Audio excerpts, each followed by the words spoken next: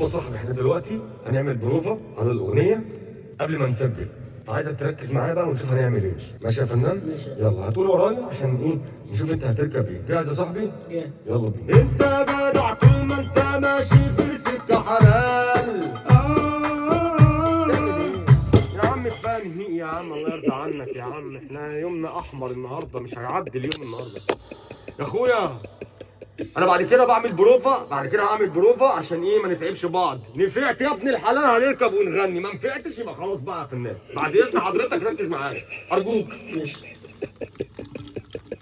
انت جدع طول ما انت ماشي في سكه حلال. غني بقى، اركب اركب اركب وغني، قول وغني. يلا يلا يا فنان، يلا بقى غني الكوبليه. يا عم غني ام الكوبليه يا عم، في يومنا الاحمر غني الكوبليه يا عم. الله، غني الكوبليه قول بص اعمل كده يا عم، اعمل كده بص اهو. انت جدع طول ما انت ماشي في سكه حلال. يلا بقى غني الكوبليه بقى. يا ابني هو انت جاي هنا تتوجع؟ في حاجه وجع؟ انت بتضحك على ايه يا فنان؟ يا فنان حرام يا فنان. اركب الطبق. اركب الطبق. خلاص ركبتها ولا ما ركبتهاش؟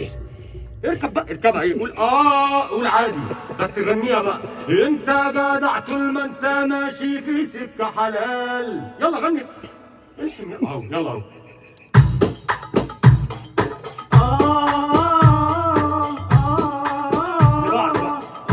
اللي بعده يا فنان، اللي بعده حضرتك انت هتفضل طول الاغنيه وتعيط في الاغنيه. يا عم غني الكلام. اركب الطبق والله. كل ده لسه ما ركبتهاش؟ ركبتها، انا بقول لك ركبتها. الدنيا كلها بتقول لك ركبتها. غني بقى.